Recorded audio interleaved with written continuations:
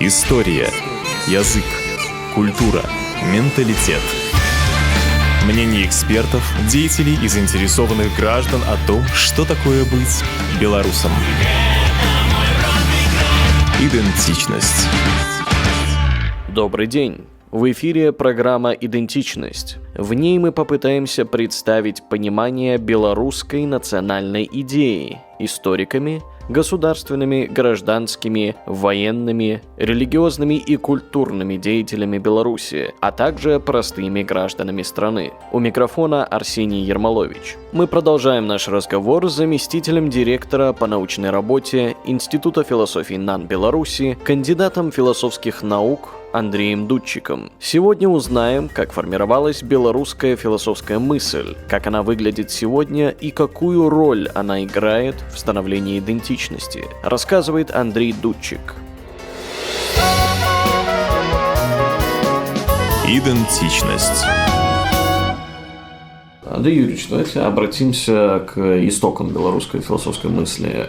Под влиянием каких традиций она формировалась? Да, очень интересный вопрос. Несмотря на то, что профессиональная философия у нас появляется относительно недавно, тем не менее, конечно, истоки достаточно давние. То есть можно говорить, наверное, о практически тысячелетней традиции такой вот интеллектуальной философской мысли, интеллектуальной культуры. Если говорить о каких-то традициях, то это прежде всего христианская мысль, христианская богословие, потом политико-правовые учения и полемики между представителями различных религиозных также конфессий. Ну и, наконец, в XVI веке, в общем-то, в нашем регионе уже появляется академическая философия в лице схоластической философской традиции. В принципе, это можно считать началом такой профессиональной философии в Беларуси. Когда появилась национальная философия? Я вот прежде всего отношу к ней именно тех мыслителей, работы тех мыслителей, которые как бы вот говорят именно о белорусах, о подъеме национального самоосознания. И повлияла ли как-то советская философия на нее, советский период? Ну, если говорить о национальной философии, то есть или о той философии, которая ставит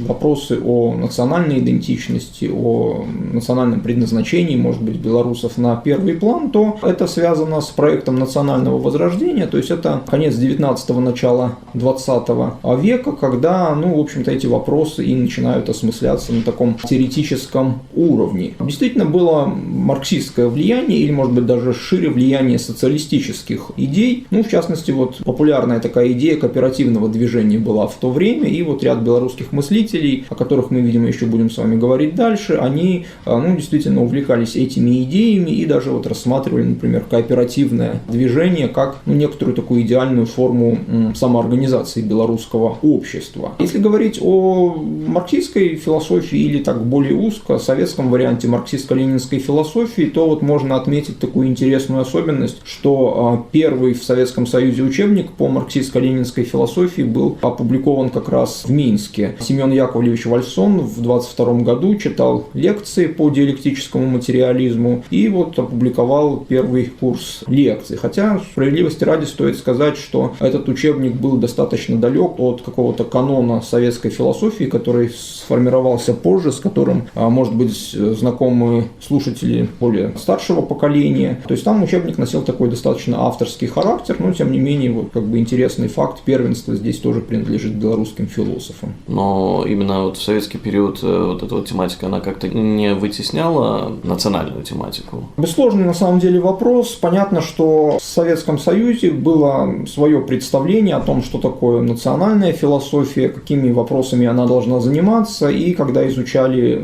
историю каких-то национальных традиций. В Советском Союзе, кстати, считалось, что вот у каждой советской республики должна быть своя философская традиция, и вот так как бы немножко ретроспективно в истории искали авторов, которых можно было бы назвать стихийными материалистами, атеистами. Хотя, какой-то такой проект национальной философии, он начинает формироваться на самом деле как бы уже в это время, и справедливости ради надо сказать, что за советский период был издан ряд работ по истории белорусской философии, философии, в том числе был переведен ряд текстов, которыми мы пользуемся и сегодня, то есть в этом отношении все было, не так однозначно, как может показаться на первый взгляд. А что представляет из себя сегодня белорусская философия? Это больше там преобладают национальные мотивы или, опять же, что-то из советского периода или что-то совершенно другое? Давайте начнем, может быть, с каких-то таких институциональных вещей, то есть я вкратце могу рассказать, что такое белорусская философия, то есть в каких центрах она реализуется. Это прежде всего Институт философии Национальной академии наук, в котором я работаю. Это факультет философии и социальных наук. Кстати, в этом году он отмечает свое 30-летие, хотя традиция подготовки философов имеет более давние, в общем-то, корни. Если говорить о каких-то цифрах, с 1952 года в Беларуси было зачищено свыше 1000 докторских и кандидатских диссертаций по философии, то есть есть какое-то количество профессиональных философов. До недавнего времени общий курс философии, он тоже читался в большинстве университетов и высших учебных заведений, поэтому философия у нас, конечно, представлена, хотя, конечно, ситуация могла быть, наверное, несколько и получше, то есть можно привести, опять же, какие-то примеры для сравнения, например, в Словакии, которая сопоставима с Белоруссией, может быть, по количеству населения, там существует 9, если не ошибаюсь, философских факультетов, где готовят профессиональных философов. У нас на данный момент только один факультет в Белорусском государственном университете готовит специалистов в данной области. Если говорить о темах, которыми занимаются современные философы, мне кажется, что они прежде всего не советские, даже не национальные, а скорее универсальные. Все-таки философия – это такой вид знания, который тяготеет к некоторой универсальности. И, в общем-то, философы в разных странах, в разных традициях, они могут заниматься схожими вопросами, и в этом отношении Беларусь, она, в принципе, включена в какой-то мировой философский процесс. Если говорить о каких-то популярных темах, то, у нас еще в советский период сложилась такая достаточно сильная традиция изучения философии науки. В принципе, сейчас исследования в данной области тоже продолжаются. Тоже отличительная особенность, на мой взгляд, это интерес к вопросам экологии и развитие такого направления, как социальная экология. В принципе, это тоже понятно, связано, скажем, с последствиями Чернобыльской аварии. Если говорить о каких-то традиционных темах, то это, конечно, интерес к истории философии. Это основа философского образования в большинстве стран. В нашей стране по понятным причинам большое внимание начинает уделяться именно истории белорусской философии, то, о чем мы с вами говорили, хотя интерес и к классическим работам тоже он, в принципе, присутствует. Если говорить о каких-то таких специфических направлениях, могу назвать относительно новый проект, который называется «Этнофилософия», который с этого года начинает реализовываться в нашем институте. Он связан с изучением традиционной белорусской культуры, фольклора, может быть, каких-то дописьменных, по большому счету, форм культуры. И профессиональные философы и специалисты из других областей, они пытаются найти здесь какое-то философское содержание. И еще возвращаясь к вопросу о факультете философии, когда беседовал с Вероникой Святославовной, она... Заведующей кафедрой. Да, она сказала, что то, что у нас всего одно учебное заведение в плане философского образования, это связано больше с тем, что философ – это такая штучная профессия, больше обусловлена самой спецификой. Вы привели пример Словакии, где, в принципе, по населению можно сопоставить Беларусь. И там мы говорили 9. Да, 9 университетов готовят философов. А как вы думаете, почему у нас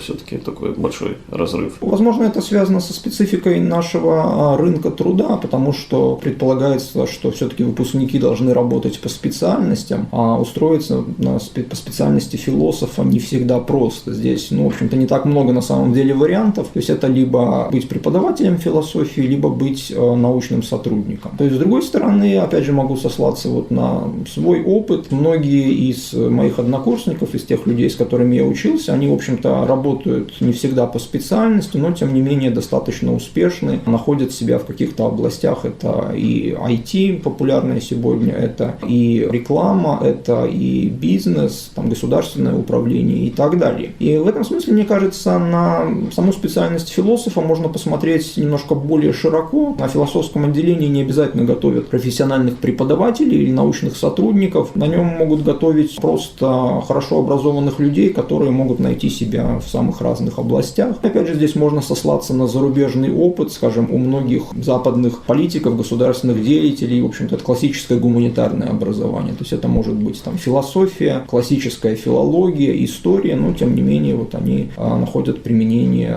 своим знаниям в самых разных областях. А вы могли бы назвать какие-то имена, которые, вот, на ваш взгляд, наиболее важны в плане национальной философии, те люди, которые больше всего привнесли для национальной идеи? Если говорить не столько даже вот о национальной философии, а вот этой традиции философского мышления, то имен здесь достаточно много. Можно назвать, например, имя Андрея Волана, автора, который занимался такой политико-философской, политико-правовой проблематикой. Он рассуждал о свободе, о формах государственного правления. Можно вспомнить такого тоже достаточно известного автора Ангела Довгерда, который сочетал теологические идеи с такой философией эмпиризма. Тоже известное имя уроженец белорусских земель Соломон Маймон, который уже в таком достаточно зрелом возрасте переехал в Германию. Он был известен как человек, который вступил в такую дискуссию с Иммануилом Кантом, и сам Кант достаточно высоко оценивал его философские познания. В XIX веке можно вспомнить, например, Александра Павловича Аргамакова, инспектора Полоцкого кадетского корпуса, который, тем не менее, тоже писал работы по философии, был изобретателем. У него есть работа, посвященная философии того же Иммануила Канта, поэтому имен здесь достаточно много, но вот если сосредоточить внимание все-таки на национальном мышлении, то здесь можно назвать такую фигуру, конечно, как Игнат Владимирович Кончевский или Абдиралович, он может быть даже известен в большей степени как Абдиралович по своему псевдониму, и вот его известная работа «Вечным путем», в которой он формулирует такие важные идеи для осмысления белорусского пути, которые, может быть, используются и до сих пор. Он рассматривает Беларусь как культуру, находящуюся между Востоком и Западом, которая тяготеет то к одному, то к другому полюсу, но не может сделать какого-то окончательного выбора. Это по Абдираловичу и не требуется. То есть он считает, что белорусам не стоит выбирать однозначно либо тот, либо другой путь. И он предлагает путь, опять же, некоторого такого социального творчества, того, что он называется льющиеся формы, как варианты какой-то такой самоорганизации для белорусского общества. Также можно вспомнить достаточно тоже такого важного культурного деятеля Владимира Ивановича Самойла, который в 20-е годы жил на территории Западной Беларуси. Если говорить о его философских идеях, то существует тоже такая его известная работа «Этим победишь», где он формулирует тоже какую-то стратегию для белорусского национального движения. Но если говорить о советском периоде, то здесь, наверное, такая крупная фигура – это Вячеслав Семенович Степин, академик Российской академии наук, также известный исследователь в Беларуси. Он известен своими наработками в области философии и науки. Вот как раз та традиция, которая достаточно сильна в Беларуси и сегодня. Это, в первую очередь, Минская методологическая. Да, действительно, пользуется такой термин «Минская методологическая школа», он даже устоявшийся, потому что у Степина, в общем-то, было достаточно большое количество учеников, людей, которые развивают его идеи в тех или иных областях, поэтому это действительно направление уже определенная школа, на мой взгляд. Я понимаю, что академическая философия, она вообще не очень популярна у широкой аудитории, но все же, как вы считаете, знание каких-то базовых философских идей, направлений, оно важно для восприятия национальной идеи? И тот же вопрос касается национальной философии, если к ней относятся не академические тексты. Хороший вопрос. Я, на самом деле, наверное, не совсем соглашусь с тем, что академическая философия не очень интересна для широкой аудитории. То есть здесь бывает по-всякому. Опять же, могу сослаться на свой опыт. Я, в частности, когда общаюсь с какими-то малознакомыми людьми, я не люблю представляться профессиональным философом, потому что часто бывает так, что у них сразу возникает большое количество вопросов, и они мне адресуют самые разные вопросы, которые их тревожат. Если говорить более серьезно, то, мне кажется, философия – это прежде всего культура рационального мышления, и она важна для любой нации. И научно-техническое развитие, к которому, в общем-то, стремятся большинство стран в современном мире, оно, на мой взгляд, все-таки невозможно без философского мышления. Понятно, что это не основа научно-технического развития, но, тем не менее, это некоторая специальность, специя, может быть, приправа, которая придает особый оттенок этому развитию. И не случайно, что во многих современных технических университетах гуманитарным предметам и философии также уделяют очень большое внимание, потому что они понимают, что без изучения философии, может быть, не профессионального, но все равно хорошего специалиста в области техники, в области естественных наук, в области тех же IT-технологий подготовить сложно. Достаточно важная роль роль философского знания – это прогнозирование будущего, на мой взгляд, потому что философия вот как раз предлагает какие-то возможные сценарии будущего развития, то есть не обязательно все они реализуются, но тем не менее вот философия позволяет в каком-то смысле заглянуть, может быть, в будущее. Ну и, конечно, большое количество различных этических проблем, которые возникают в современном обществе, которые связаны вот с какими-то новейшими технологиями. Ну, например, внедрение роботов в нашу повседневную жизнь. Сразу возникает вопрос, вот если робот, скажем, что-то совершит, там робот-водитель, например, наедет на кого-то, то вот, как бы, кто может или должен нести здесь ответственность, ну и так далее. То есть это тоже все, в общем-то, философские вопросы. Поэтому мне кажется, что для белорусской идентичности философская составляющая очень важна. Часто, когда мы говорим о национальной идентичности, то мы затрагиваем прежде всего эмоциональный пласт. Это как бы правильно, это область каких-то эмоций, чувств, коллективных переживаний, но тем не менее вот такой рациональный, может быть, даже трезвый, трезвящий взгляд со стороны философии, он также здесь будет уместен. А как вы считаете, язык вообще важен для национальной философии, и были ли какие-то другие языки использованы в процессе написания вот этого уже устоявшейся традиции? Ну, это один из ключевых вопросов, на самом деле, для современных философских дискуссий, потому что, с одной стороны, философия претендует на то, что это некое универсальное знание, которое, ну, в меньшей степени зависит от каких-то культурных, национальных особенностей. Даже если посмотреть на философский язык, то он во многом опирается на латинские или древнегреческие термины, то есть здесь есть определенная такая вот общность для разных языков. С другой стороны, конечно, как бы есть разные национальные языковые традиции. Здесь можно назвать такой интересный международный проект, который называется «Европейский словарь непереводимостей», в рамках которого философы из разных стран, они пишут статьи вот о тех или иных важных философских понятиях в своих языках, и они показывают, что прямого соответствия между ними нету. За каждым понятием стоит своя история, стоит свой культурный контекст. Поэтому язык, конечно, важен, но все-таки, если говорить о белорусской философской традиции, на мой взгляд, это не будет основным или единственным признаком этой философии, потому что, конечно, для многих мыслителей, как бы даже для многих текстов характерен либо билингвизм, то есть тексты писались на разных языках, либо даже полилингвизм, то есть все не сводилось к выбору между какими-то двумя языками. И, в принципе, если мы посмотрим на вот эту историю, то белорусский язык, видимо, там даже не будет преобладать, потому что использовались как бы и другие языки. В частности, вот многие тексты писались на латинском языке, который долгое время был таким языком философии, науки, языком, может быть, даже какого-то межкультурного общения. Потом долгое время доминировали польские и русские языки, поэтому мне кажется, что все-таки не стоит сводить белорусскую философию только к философии на белорусском языке, то есть это исторически будет, наверное, не совсем корректно. Последний вопрос. Вот лично для вас,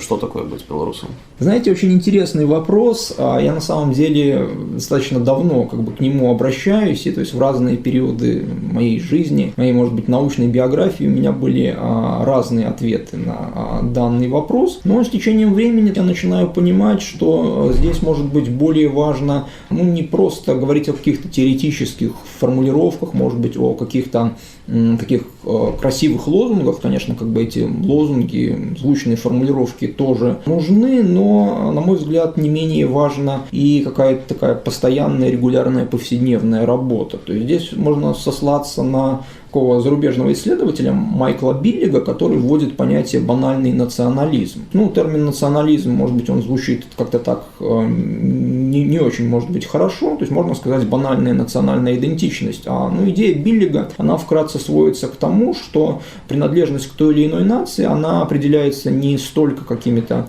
может быть, декларациями, как бы заявлениями, а это такая вот кропотливая повседневная работа. И она, может быть, даже не менее, а более важна, чем вот какие-то внятные формулировки того, что значит быть белорусом и так далее. И, в принципе, в последнее время я начинаю понимать, что для меня быть белорусом – это значит жить в своей стране, это значит работать на благо общества, к которому я принадлежу, то есть это контактировать с другими белорусами. Мне кажется, этого может быть вполне достаточно. То есть национальная идентичность – это больше заданность, чем данность, да? То есть то, что надо делать, а не то, что уже есть. Ну, мне кажется, да. То есть это же во многом от нас зависит, это не то, что предопределено. То есть нельзя сказать, что человек там как бы рожден или стал там белорусом или или представителем любой другой национальной группы. Это такая, да, постоянная работа. Ну, кстати, вот любопытный момент, что о своей принадлежности к белорусской культуре я достаточно часто начинаю задумываться, когда общаюсь с людьми из других стран. И вот какие-то вещи, которые для нас, для нашего общества кажутся вполне очевидными, тем не менее, вот они могут отличаться от того, как принято в других обществах, и это, да, позволяет почувствовать свою принадлежность к белорусскому обществу. Большое спасибо за беседу. Спасибо за интервью. Идентичность. Завершается вторая и последняя часть разговора с Андреем Дудчиком. Сегодня мы поговорили о белорусской философии. В будущих выпусках мы детальнее обсудим роль языка в формировании идентичности с филологами и социологами. С вами был Арсений Ермолович. До встречи через неделю. История, язык, культура, менталитет. Мнение экспертов, деятелей и заинтересованных граждан о том, что такое быть белорусом. Идентичность.